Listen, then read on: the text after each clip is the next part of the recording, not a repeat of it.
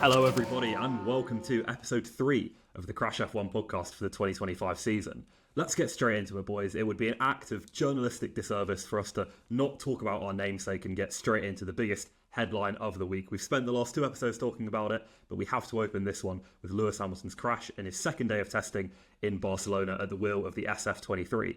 Lewis, I suppose I've got 2 questions for you. What do we know about it and what don't we know about it? Well, there's quite a lot we don't know about it. There's quite a lot of sort of mystery surrounding certain elements of it, and Ferrari have not come out and publicly commented on it. Understandably, they want to keep things private. It's a private test at the end of the day behind closed doors.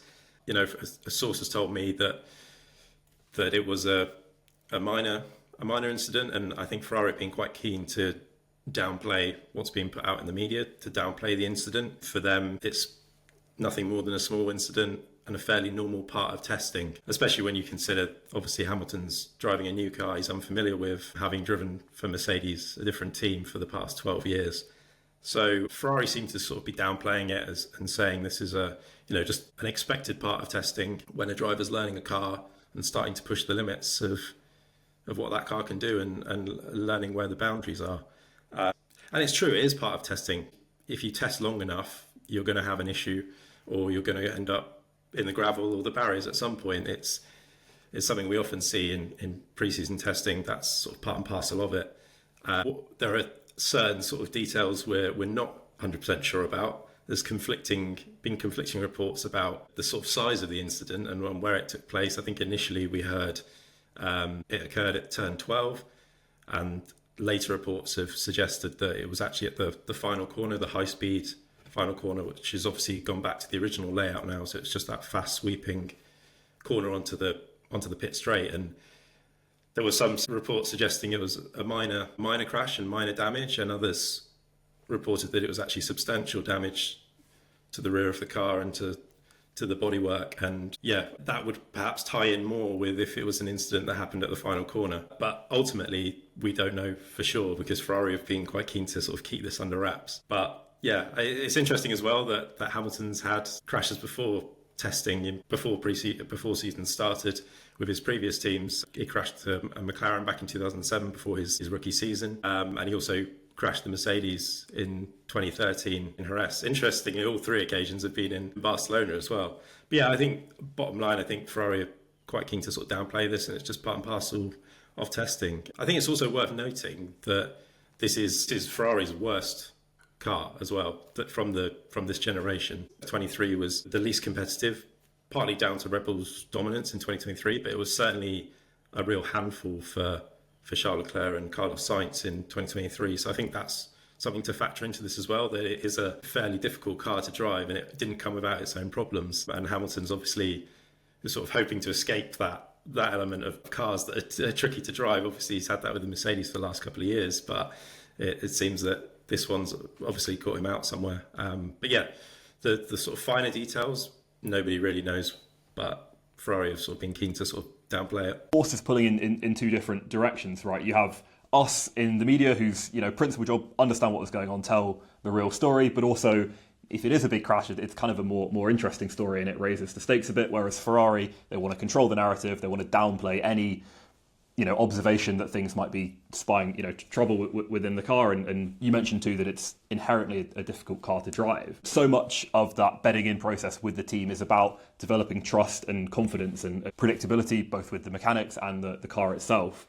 Connor, do you think that it will have knocked his confidence as the most experienced driver of all time, or one of the most experienced drivers of all time, most successful, has had a lot of big crashes to recover from before, even remember last year? Yeah, how do you think that will have affected his confidence? Yeah, I think given his CV, his experience, all the success he's had, it's hard to think that it will have affected him. I think maybe there's a couple of examples in the past with rookies or less experienced drivers. I think Pierre Gasly in 2019 had a big crash in testing for Red Bull. I think that did affect him and it hurt the team a bit. I think Logan Sargent as well. I think he had a decent start, but then a couple of crashes it sort of ruined him at Williams. But these drivers compared to Lewis Hamilton, it's just not comparable. So for me, I think it's just, like Lewis said, it's just part and parcel of testing. And it's just something probably he can learn from. I think the 2023 car in the high-speed corners was quite difficult to drive as well. So I think that probably played a big factor.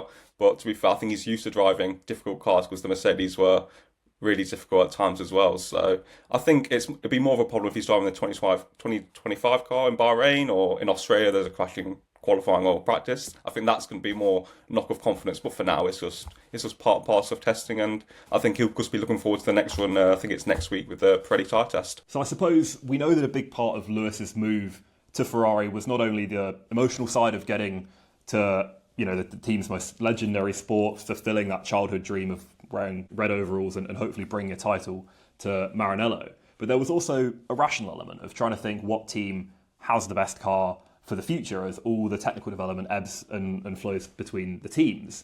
And all the drivers feel that. Verstappen started last year with, we spoke about, clear supremacy on the technical side, a gap that he was able to maximise, you know, winning most of those kind of first third of the races, but it dwindled towards the end of the year. And I remember from our reporting, from all the outlets, kind of thinking that, okay, maybe Max will be turning around now and thinking, where is my best destination?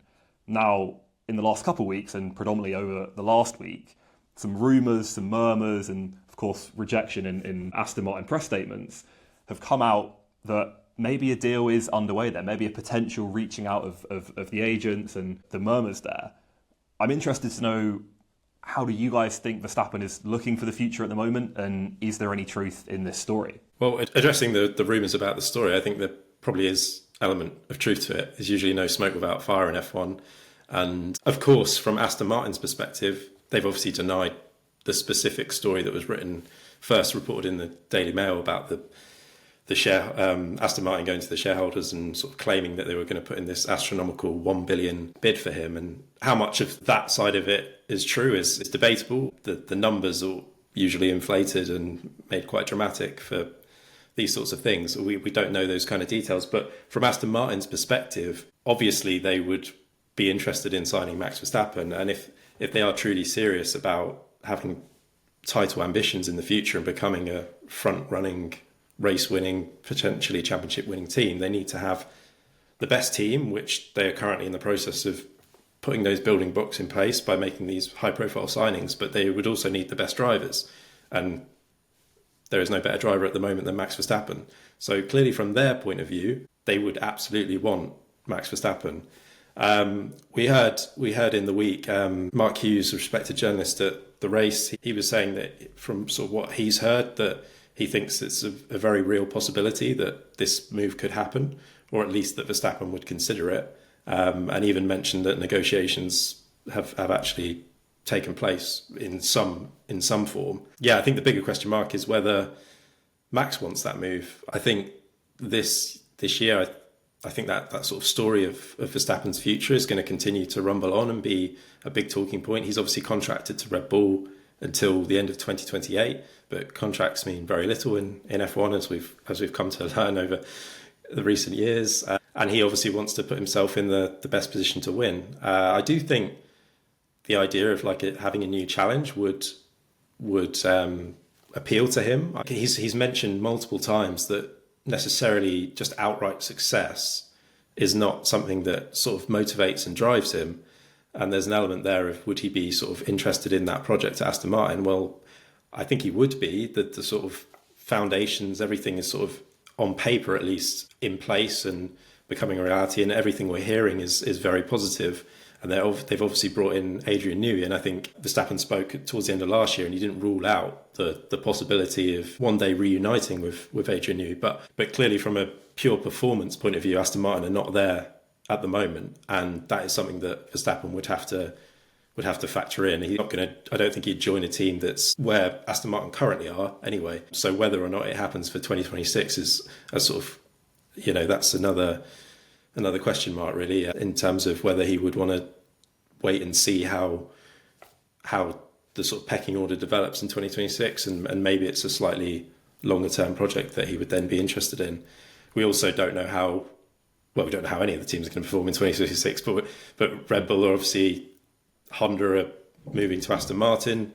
Another big factor there, they've been so successful with Red Bull, and it's a power unit that Verstappen knows well, whereas Red Bull will be starting their own powertrains division, and they'll be powered by their own engine in collaboration with Ford, and we just don't know. Again, we've heard murmurings and stuff that maybe that's not going to be smooth sailing and it's going to be quite a challenge.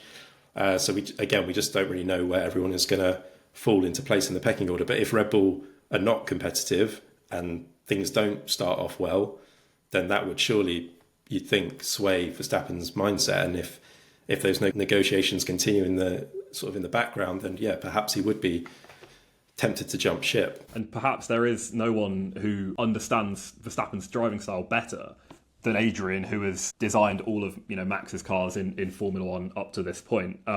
Lewis, you mentioned that to build a long-term championship successful team, Aston Martin needs fast drivers, plural. Am I right in saying that it was intended for, that the sort of first rumour was Verstappen swapping for Alonso, not for Stroll?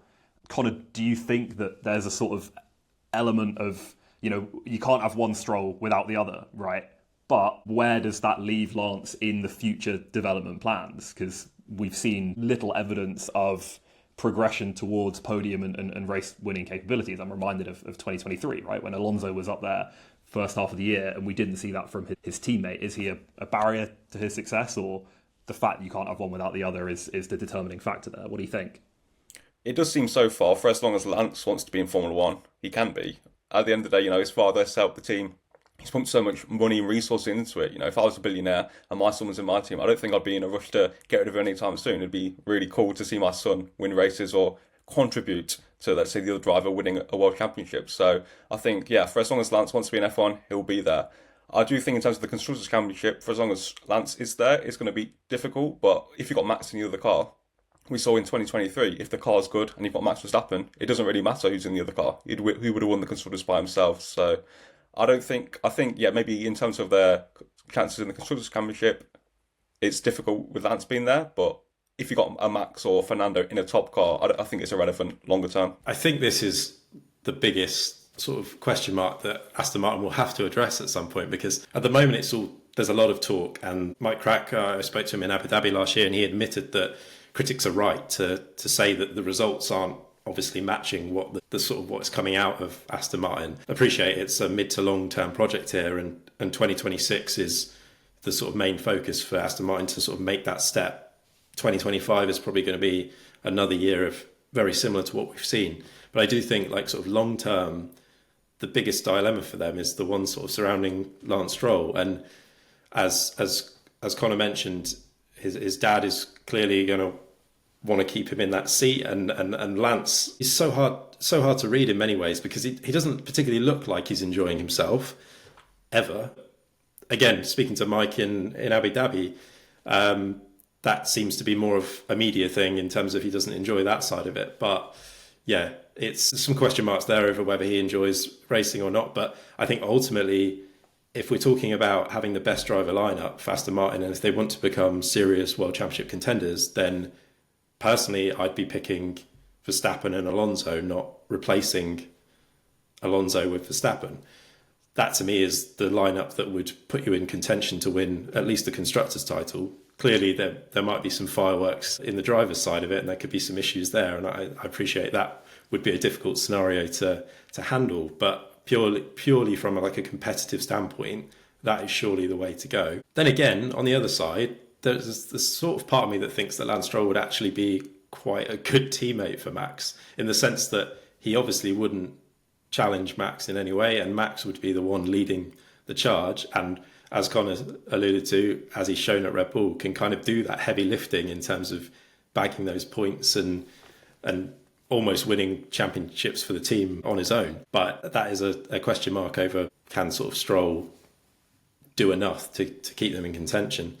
But yeah, I think from a purely competitive side, I just don't see where Lance Stroll ultimately fits into that team. If they're truly serious about becoming serial winners, then they need to have two equally strong drivers, in my opinion. And what did you think about, after you spoke to Mike in Abu Dhabi, we then found out earlier this month that then there was a reshuffle with, am I right in saying Andy Cowell is kind of taking over overarching, effectively team principal role, him and Adrian kind of leading in parallel there, or suppose Adrian's actually a partner of the team, he's got stock. Yeah, what did you think of that reshuffle? is that a step in the right direction for them, or is that something we'll have to talk about halfway through the year? Yeah, there's an element of we'll have to sort of wait and see how this pans out. But I think that the thinking behind it seems to be that it's creating a sort of a flatter structure, a more straightforward structure. And in some ways it makes sense, because Mike admitted to me that, a team principal role was never something that he envisaged doing, or that he planned doing, or that he really had any experience in. He sort of came into it off the back of predominantly his career background has been in engineering roles. He did have some management experience while he was at BMW, outside of F1, and overseeing their various motorsport programs. But in some ways it did feel a little bit odd when he was put into that team principal position in the first place, because he never really seemed to fit that position. Maybe now that's a way of sort of streamlining the process. He's been in effect demoted, but into a more familiar role for him, being on the trackside performance side of things, and more of an engineering based role. So in a way, sort of going back to his roots, and we'll see how that works. I think expectations have to be fairly limited for this season for Aston Martin. They're not expecting to make huge gains. This is going to be probably more of what we saw last year, and really the focus on 2026. But I think it's clearly a sign that Aston Martin are trying to get all their sort of ducks in a row and trying to get everything positioned for the future, and so that everybody is in the roles where they can maximise their abilities. And also with obviously Enrico Cardile and Adrian Newey joining the team as well, they want to be able to get the best out of all departments, and this is a way they think they will achieve that. But yeah, as always, the proof is sort of, we will see over the coming months and year whether it does prove to be the right decision. We'll have to wait until March. Am I right in saying that is when Adrian will actually be in the office full time? Connor, do you think, we spoke about his impact will be focused on the 2026 car. He's kind of always is just viewed as that, there is no magic button for success in Formula One apart from Adrian. He always seems to come in, my camera is resting on his book at the moment, and if you read it, it's a list of all the different technical iterations, all the different solutions he's been able to come up with, kind of no matter what the FIA can throw at him. Of course, there's a big wage packet associated with the move that people know about, but will Adrian be, maybe expecting is the wrong word, but will Adrian be hoping to see his green cars at the front of Formula One? We know how tight the field is now. We're expecting a four-way title battle this year, but is Adrian thinking championship in 26? Is he thinking 28, 30? What kind of timeline do you think he has in mind? I think his interview with one of the German publications was really interesting, because obviously we've got the big rule changes in 2026, and he did hint that it'll come down to the power units. It's going to be like an engine formula, like it was in 2014. So perhaps his good work is going to be hidden by how well Honda are doing. Because in 2014 with Red Bull had a great chassis, Newey designed that, but the power unit with the Renault was awful. So Mercedes dominated that season, and Red Bull really didn't get into contention. Aston Martin chances will come down to the Honda power unit. Obviously, Newey's magic will come into effect with the chassis regulations, but it will take time. And Newey is starting in March, but teams can work on the 2026 cars from January 1st. So he is a couple of months behind everyone else as well. So it'd be interesting to see how long it's going to take. I would be shocked if Aston Martin were the team to beat in 2026. So it might be a year or two later, which might tie in better for Verstappen, because you can get to 2026 and see, is it Mercedes, is it Ferrari, is it Aston Martin, or is it Red Bull? What team is looking the best? And Verstappen can then take a decision on what team to join. So I think it will take a little bit of time, and it just depends how patient Lawrence Stroll is as well, because he's invested so much. The new factory, all these big signings, you expect it to come good eventually, and it's a question of will it, because there's no guarantees in F1. And I would be remit not to mention the excellent feature article that I wrote in September when I got shown around the Aston Martin factory, because it was really, it was a massive privilege and one of the coolest things I've done. But also to see the scale of the investment. It looked, every building was new. Talking to people within the factory, there was this massive positivity where suddenly there was an extra kind of reason to show up for work. There was an extra anticipation, and we know that they've been on this kind of massive recruitment drive across the whole scale. Connor, you mentioned the interview that Adrian had given to the German publication. Within that, of course, he kind of described his reasons for going. But there was also some interesting comments he made about where he sees the Red Bull trajectory. You know, we mentioned earlier in the last episode too about how it seemed to be a relatively clear correlation between was kind of good when Adrian was there, and then it started to taper off when he left. And we'll have them on screen now, but some of those comments kind of echoed that sentiment. Lewis, do you think that Red Bull kind of will be able to get over this gap that Adrian's left in the organisation? Yeah, that time will tell ultimately. I think they still seem to be sort of sceptical about this year and whether they'll be able to get over those sort of correlation and data development issues that sort of plagued them last season.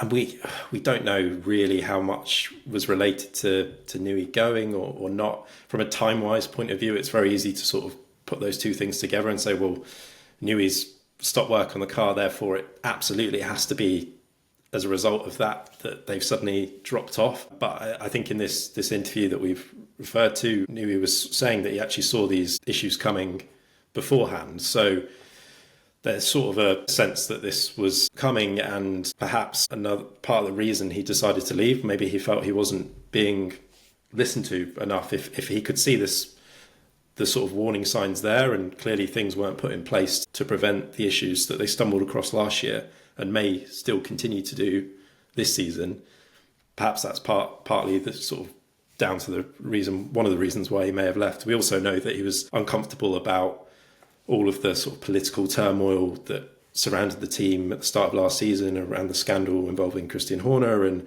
how that sort of power play unfolded. He was uncomfortable about that. I don't think he also was particularly happy about some comments Christian Horner made to the media, I think at the back end of 2023, around that sort of time, when he was almost sort of downplaying Adrian's role within the team and sort of bigging up the rest of the technical department. And the new technical director, Pierre Vacher, well, not new, but he is sort of now seen as that senior figure following Newey's departure.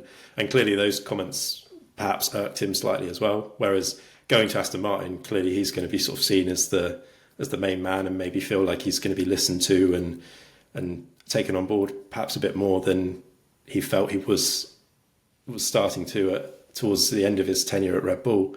But it's so difficult to say whether like they will be competitive in 2026 when this is going to be so heavily driven on the power unit side of things, and we don't know what they'll be able to produce with the help of Ford. And this season they seem to be a little bit cautious. They're confident that they've improved their correlation, and we did see that towards the end of 2024, where they seemed to get back on top of the car towards the end of the year. They were more competitive. Verstappen was able to win races again. But yeah, they still seem a little bit worried about potential things creeping in this year. But really, until we sort of get underway and see how those first few races and months unfold, it's hard to say right now one way or another for definite they'll be back or they'll be struggling. I think we're also sort of talking about Red Bull's trajectory.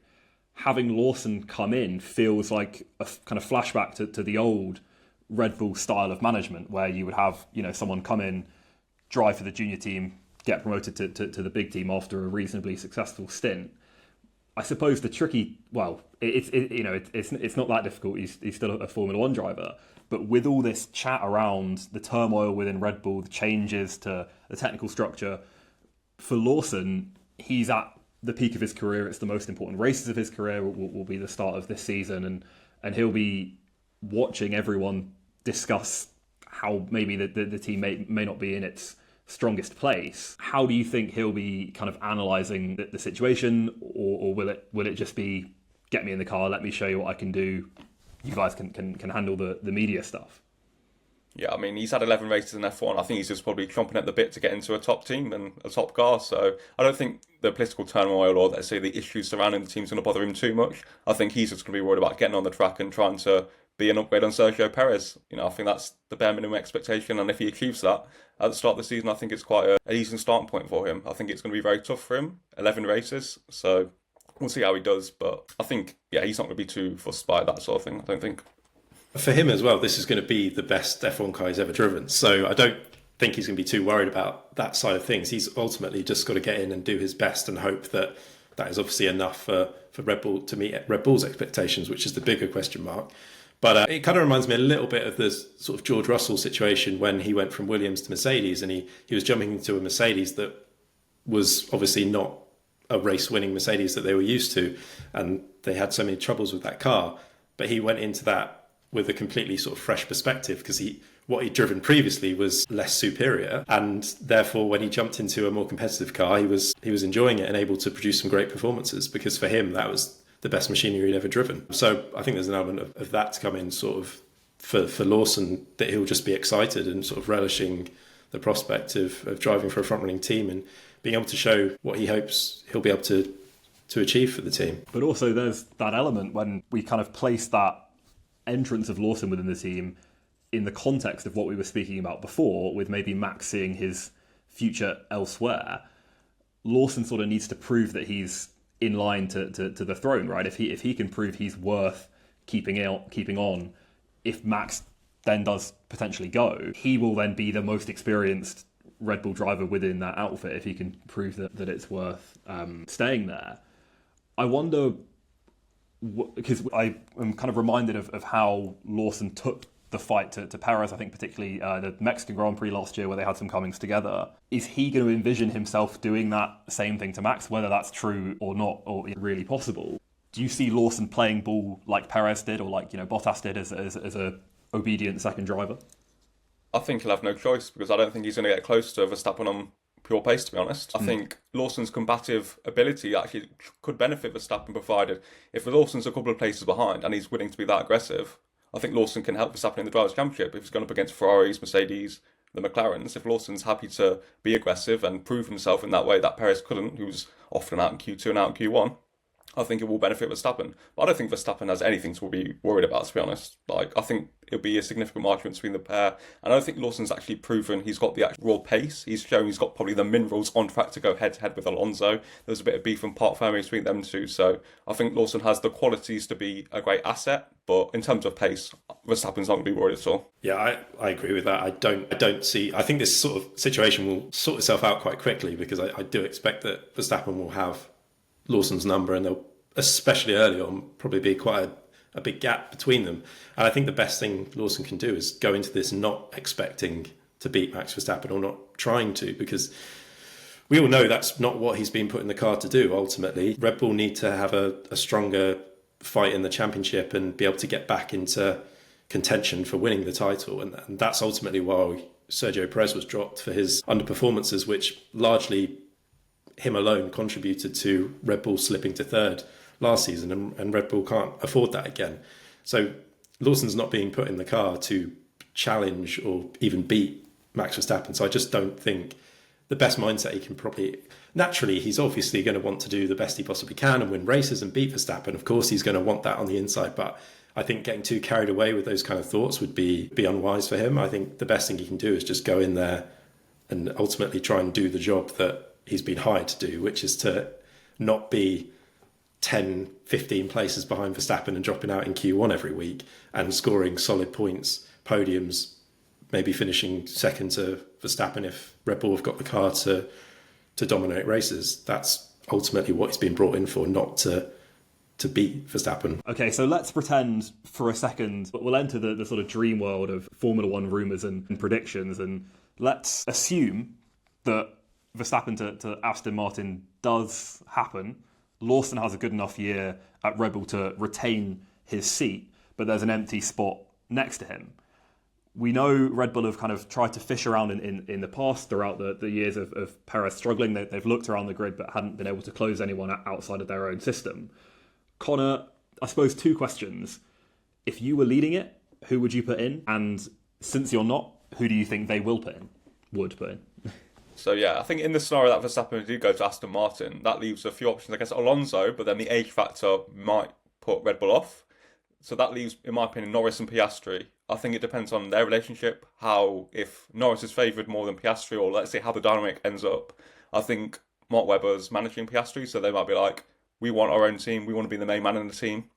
We know how Marco's been interested in Norris and Piastri, so I feel like it's an obvious choice. I think Piastri probably will be outperformed by Norris again, and Piastri will be like, I'm good enough to be in my own team. And if there was a seat at Red Bull, I feel like Red Bull would go for him. So I think Piastri is probably the logical one. I think if Verstappen didn't go to Aston Martin, then I think that has a different knock-on effect. If he went to Mercedes, perhaps Russell would be available if there was a Verstappen-Antonelli pairing. And who knows, if there was an opening at Ferrari, that would have another knock-on effect. So I think there's a lot of ways to look at it. Give me one clear pick, Connor. Piastri. I like it. I'd agree that I think they're the sort of obvious options that Red Bull will be looking at. And with Piastri in particular, we've already heard that they've sort of been interested in him, and Norris too in the past as well. I think a lot of that would hinge on how that dynamic plays out at McLaren, and whether they, if there's big fireworks this year or something and one of them decides they want to leave, then that clearly opens up an option to go to Red Bull there. But that's obviously all hypotheticals. And clearly Christian Horner as well has talked up George Russell, and I know they've had a bit of sort of beef in the last few months of last season, but a little bit of a war of words sort of between Red Bull and Mercedes there. But he's a driver that Red Bull value and think highly of. So I think Russell could be another option for them if Verstappen did leave. But I think, if we're having to pick one and it's a logical decision, then I would also go with Piastri as well, because I just feel that McLaren is sort of Norris's team, and ultimately I think he does have the edge over Piastri, certainly at the moment. I think Piastri's potential, he could potentially be an all-round better driver than Norris, but he's currently not there. So Red Bull would maybe look at that and think sort of longer term he might be the driver to back. But they certainly would have to look out of their own driver pool, because it doesn't seem at the moment that there's any sort of standout candidate in their junior program that would be certainly ready to come in and lead the team alongside Liam Lawson, if that's who we're saying in this hypothetical scenario is in one of the seats. Who knows? Maybe they could call Checo back. Just not Yuki though. That's what I wanted to say, of course, because there's that Honda. I didn't even mention Yuki because he's just always overlooked by them. So it just doesn't seem like a likely option. And Horner's already sort of alluded to the fact that he may well be let go at the end of 2025, which is another interesting dynamic of where Yuki Tsunoda ends up. And that's another thought I've sort of had recently is where he might go. To me, he could be a good option for Aston Martin, I think, particularly with, obviously, there's the obvious Honda link there with them taking on Honda power units and becoming the sort of Honda works team from 2026. So to me, that makes a lot of sense. And he would certainly be an upgrade on Lance Stroll, but I don't think Aston Martin are obviously going to make that decision to get rid of Stroll. So that probably won't end up happening. But yeah, that's another especially if they get Max topic altogether. Yeah, especially if they get Max, and that door is completely closed. But I think it's another interesting option. I just doesn't feel like Yuki's ever going to get that chance at Red Bull. It's so strange because I just was trying to do the maths in my head. But with this, so Yuki joins at the time AlphaTauri, right, in 21. So he's done 21, 2, 3, 4. It's fifth season this year. Fifth season this year, which must make him the longest of any driver in that structure, right? Which is just, if you're not, like, you should never be at a junior team for 5 years. It's completely kind of antithetical to the entire point of it. Is that, we were talking about potential weaknesses at Red Bull earlier, is that a kind of asset that is being underutilized if they end up using it as a vehicle to bring in sponsorship rather than to develop talent first? I'm interested in, because it feels so much like a team without an identity at this point. Just from the name alone, from the branding, it's gone through so many iterations and changes in management and things like that. Yeah, what do you think their kind of view of the current role of that second team is? Because it's a thing that only Red Bull have. Yeah, I think ultimately, sort of regardless of what they're labelled or branded as, they are Red Bull's sister team, if that's what you would describe them as. And ultimately, they're there to bring in young talent for Red Bull. I still think that is the purpose of that team ultimately. And at the moment, Tsunoda fills that position so well for them because he's such a solid point scorer. He does the job for the team, and he's a great yardstick to sort of judge other drivers coming in that sort of second seat, as we'll see with Isaac Hadjar this year. He will be judged on his performances against Yuki Tsunoda, and if he can match Yuki or even beat Yuki, then Red Bull are going to see that as a huge positive, that he is probably ready to one day step up to the senior team, because they do value Yuki highly, despite the fact that he's been snubbed for that top seat. So in a way, he kind of acts as, it's not good. I don't think it's great for Yuki's career, for him personally, but for Red Bull, I can see why they're keeping Tsunoda in that seat, because he's sort of the perfect person to judge against. He's had the measure of Daniel Ricciardo, multiple time race winner, and he's had the measure of the other drivers that have come in alongside him as well. So he's a good, to sort of know where these other juniors stand, is a good way to sort of to test them up against a known quantity in Tsunoda. But they probably will lose that at the end of this season. But I think fundamentally the reason he's still there is because they don't have, there's probably an element of they want some experience in the team and have a leader, because there's also aspirations for, racing bulls have their own aspirations in the championship, and they don't want to be last in the championship. They want to finish as high as possible. So having a solid known quantity and some experience is also important, as well as bringing through the next generation for Red Bull. But I think it's also just clear there's not a huge array of obvious candidates to put in those seats at the moment. There's some promising young drivers coming through for Red Bull in some of the junior categories, but I don't think they're in a position yet to sort of be ready to be dropped into F1. Maybe in the next 2 to 3 years we'll see that. But right now, there's just clearly not the candidates that, if they knew they had the next Max Verstappen, I'm sure they would have probably put him in that seat already, and Yuki might not be driving this season. But they obviously don't feel that that's the case right now. And as I mentioned, Tsunoda's sort of that perfect benchmark for Hadjar for this coming season, to really see where he stands up and whether he could potentially be a future Red Bull driver or not. I think, is it Arvid Lindblad, right? It's probably one of the next ones who's kind of in line in their system. Who, am I right in saying he's doing he's here? F3 this season. He's been talked up quite heavily by Christian as well. Sort of when they were talking about their 2025 options, he was even fleetingly mentioned. But I think it would probably be more sensible for Red Bull to give him that time in F3 and have that natural progression into F2. I think he's only 17, so to get some more racing experience under his belt first, they don't need to rush him through. But he's certainly a name to look out for in the sort of next 2 or 3 years. He potentially could be that sort of next sort of superstar driver, perhaps, that Red Bull eventually bring in. But for now, having Tsunoda alongside Hadjar, I think makes perfect sense from Red Bull's point of view. Like I said, I'm not sure it's the best thing for Yuki, but there we go. All right, well, lots to look forward to this year. I'll say that I think we're reaching the end of this episode. Thank you very much if you've made it this far watching or listening on the podcast platform of your choice. Thank you for joining me, Lewis and Connor, yet again. Make sure to subscribe, rate us 5 stars, support us in any way you can, because it really does make a difference to the show. Make sure to check out the website to see all of Lewis and Connor's brilliant work, and follow us on Instagram, our fantastic social media editor, Laura. Thank you very much for watching, and goodbye.